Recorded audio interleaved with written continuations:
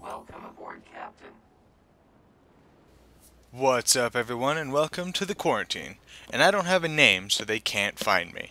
Today, we're going to take a look at Subnautica, developed and published by Unknown Worlds Entertainment, available on Steam for Windows PC. I've logged about 10 hours into Subnautica, and I definitely plan on playing more.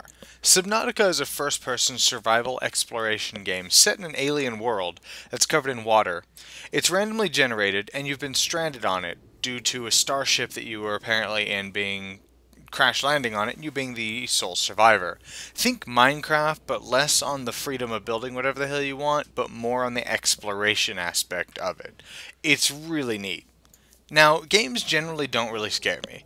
Now, I may jump at the occasional jump scare, but rarely am I legitimately scared.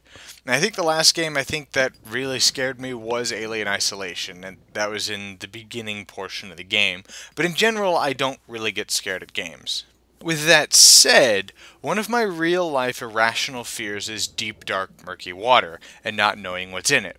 The sense of isolation, instability of being in the water, the unknown, and the dread that something could come up out of the darkness and grab me, for whatever reason, horrifies me.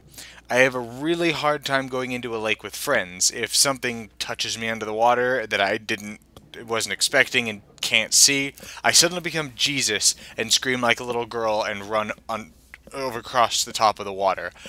And I tell you this because Subnautica is my fear incarnate. Starting off, you have a little escape pod. It's equipped with plenty of power. Your first goal is to find fresh water, food, increase the size of your air tanks, and find resources for a weapon. So you open up your bulkheads and you dive into the alien world for the first time. And when you do dive into the water, you are awed by the beautiful environments. The life swimming around, the noises of this ecosystem that you've never seen before. However, make sure you keep an eye on your air, food, and thirst meter. Which brings me to my first complaint.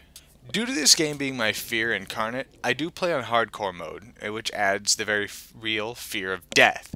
It adds permadeath to the game. And in standard survival mode, your suit's computer will warn you when you're running out of food or air or thirst. A few other things like depth and whatnot as well. However, on hardcore mode, it still alerts you of all of the above, except for running out of air, and that design choice confuses the hell out of me. I've died more times than I can count because I'm trying to catch a fish to eat or whatever. I'm just not paying attention, like direct attention to my air, and I wind up drowning. Of all the warnings that they remove the one from hardcore, realistically, I'm gonna know if I'm running out of air. Hell, I wouldn't mind if they got rid of the warning, and if they added that your vision blurs and gradually starts getting darker and darker when I get, 25% of my maximum oxygen left, to make it more thematic and horrifying for that matter.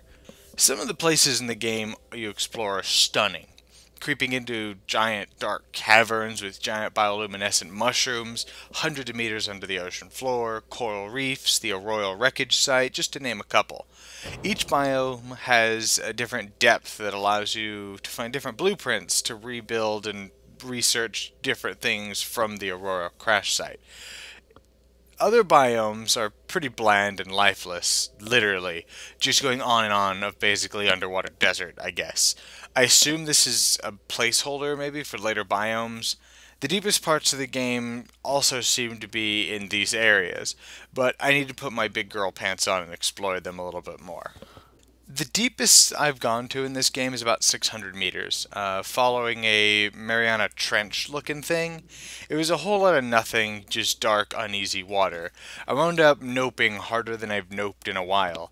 Suddenly I started hearing rushing water, either like an underwater jet stream or something really, really big swimming around. That and the music changed to like a sad music that sounded like somebody was crying or something. And then before me was just darkness. I seriously noped the hell out of there. While gathering resources, when you bring them back to your fabricator, everything that you can build with those items will be made available to you from then on. Basically, bringing copper will show you everything that uses copper as at least one of its materials. However, starting out, you'll probably need the wiki, which shows you how to build the starting stuff, till you figure the game out. I mean, I don't use it. I used it in the beginning, but I don't use it for the most part because I want to find them through exploration. But again, I did use it at first to understand basically how the game system worked. You can eventually get to the point of building giant submarines that you see here that uses a ton of power, but it basically acts as a mobile base. Or you can build an actual underwater home that can be expanded on. The house building, however, is a bit limited, and the giant sub is a power hog, making it incredibly hard to keep it powered. These hopefully will be fine-tuned later on down the road to make them more viable, but they work. That, and I encountered several bugs with the base building where you would move really slow inside of it for no real reason, so there's that too. The giant sub, as I said, is a mobile base, and it sucks power like a cheap whore, but it can run at 1% power and won't fall below that. But in order for you to charge the mini sub and for you to use anything on it, it does need power, however. The mini sub can go to any depth, and so can you.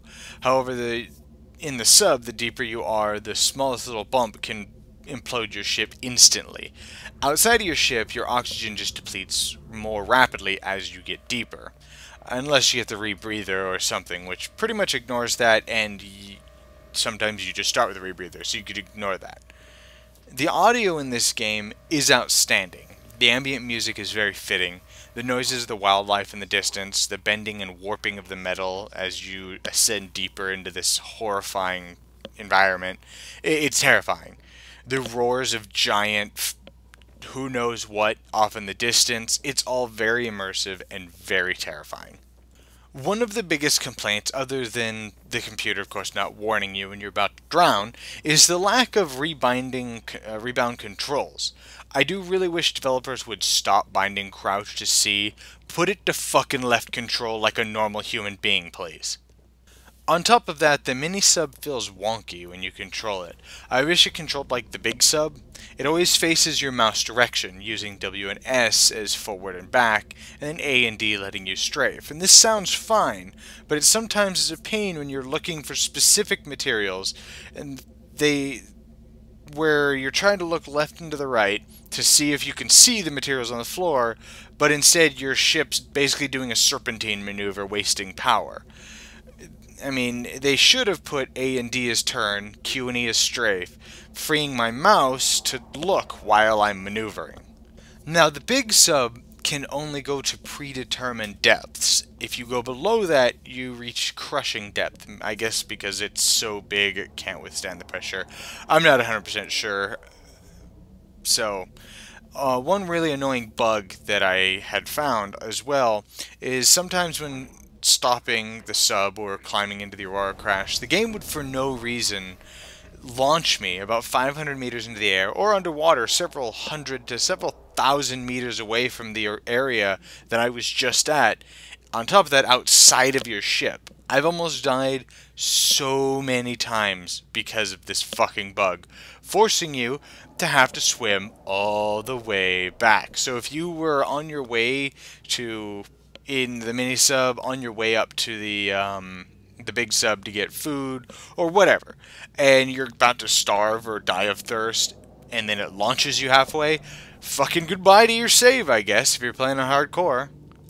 And another bug that I recently found is some of the upgrades that you add to the big sub, like the one that lets you dive deeper, don't keep after you quit for whatever reason. I upgraded an efficient power cell so it sucks power slightly less, and an improved hull so my crush depth would be 400 meters, but neither of which kept after I saved and quit. I wound up logging back in and trying to dive, and I got below 200 meters, and alarms started going off saying that I'm at crush depth to ascend immediately.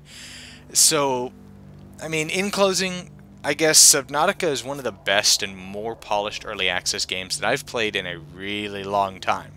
Yes, it has bugs, it has its problems, but being in early access, it's to be expected.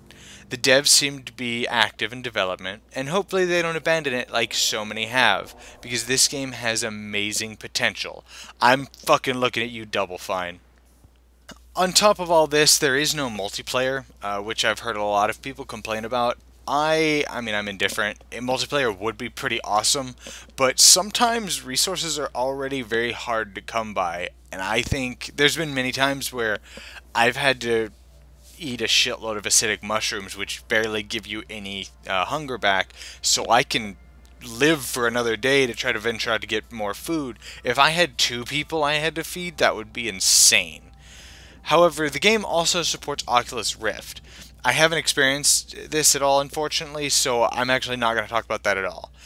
There are many other things that I probably haven't even covered, but this game is really good, even as of now, albeit very lacking in variety and content and riddled with bugs. But again, it's early access. I mean, you do have to cut it credit, and it is getting frequent updates.